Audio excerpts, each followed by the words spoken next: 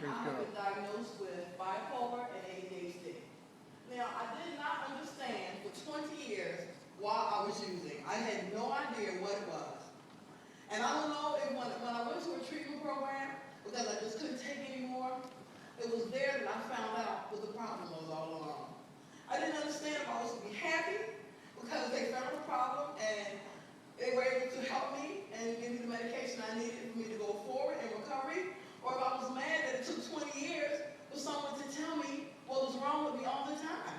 It wasn't until then that I found out that the person has been in my family for years, but nobody was educated enough to understand what their problem was.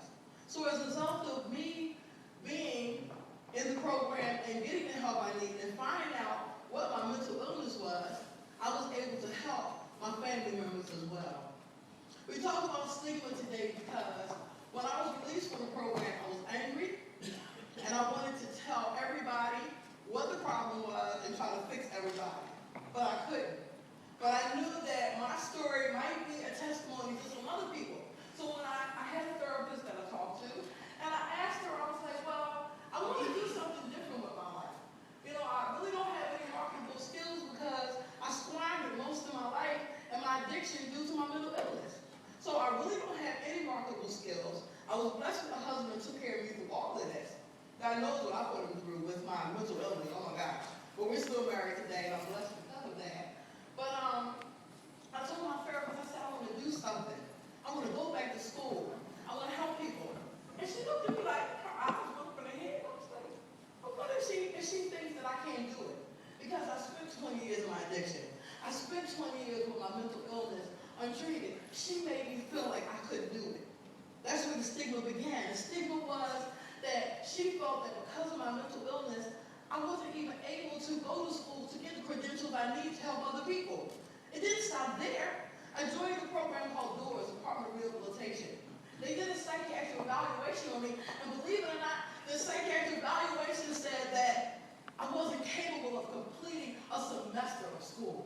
I told myself I want to go back to school. They said, you don't have what it takes to complete. It was the stigma of my mental illness. After the evaluation, they said I don't even have what it takes because there was so many things wrong with me. Not that I was treated with the medication they were giving me, and it changed things in my head, and I was able to concentrate and focus and go to school. They told me I wasn't able to complete a semester. Well, I did, and I'm going to honor it on the dean's list. Yeah. And the stigma is still there for us because even amongst my peers in school, I never shared with them who I am or what I'm going through because I see how they handle the information that they get about mental illness, about substance abuse. I see it's like they think that we just all of a sudden woke up and decided that we want to have a problem and that, you know, it's not their problem, but everything happens for a reason. And I know that I can't share that with them right now, but once I graduate, I'm going to tell anybody that listens where I came from, even though against all odds, and I'm still here. And I'm so grateful for that. But I just wanted to share with you that the stigma is still out there for me. Even in my field, even though I'm moving forward in my field, it's still out there, you know? And I just want you to know that if I can do this, if I can get to this point, so can you. There's nothing that we can do. Regardless of what anybody said. Once they told me that I couldn't do anything, I wasn't capable, they told me I was working in a retail position. And at a store, TJ Maxx, and they told me to stay there. Don't even think about going to school. They told me to stay there. Just wait a little while. You okay? Just stay there. I'm glad I decided to do what I wanted to do, to try anyway. If we never try, we'll never know. Regardless of what people tell us, if we never try, we will never understand. These little people have so much inside. Believe me, don't ever let the stigma hold you down. Nope. But we have videos that we're going to show you. There are other people that have been through the same thing I'm going through, the same thing that you're going through, and that might not change. As I told you, Webster wrote this dictionary in the early 1900s, and those feelings about the stigma of mental illness have not changed since then. But it can't stop us. That's right. If we don't let it. Stay the course. Thank you. Okay, this first clip is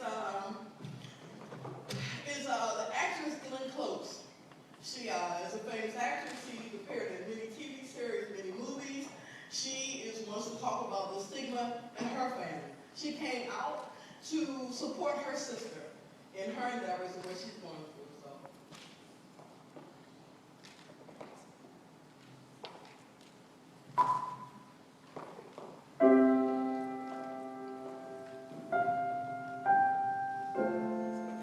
I'm 56 years old, so when I became bipolar as a teenager, nobody had a clue. It wasn't until I was 47 that I was properly diagnosed. Just like a lot of people, we were clueless.